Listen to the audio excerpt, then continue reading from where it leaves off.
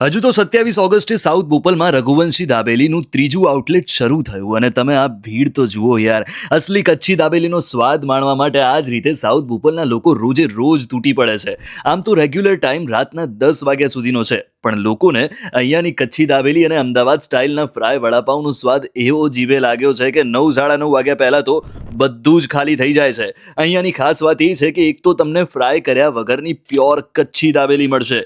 Cheese હોય કે butter, બધું જ અમૂલનું યુઝ થાય છે. બાકી મસાલા એવા યુઝ થાય છે કે તમે ગમે તેટલી દાબેલી કે વડાપાઉં ખાઓ, પીઠમાં જરાય બળતરા નહીં પડે.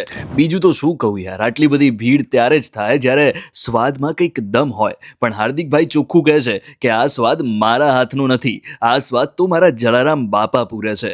હાથીજણના નાના એવા સ્ટોલથી શરૂ થયેલી સફર અંકુર અને હવે સાઉથ બોપલ સુધી પહોંચી છે. અને હજુ ઘણા બધા લોકોને કચ્છનો સાચો ટેસ્ટ આપવો છે. તમારે પણ જો કચ્છનો સાચો સ્વાદ માણવો હોય તો આજે જ પહોંચી જાઓ રઘુવંશી દાબેલીમાં.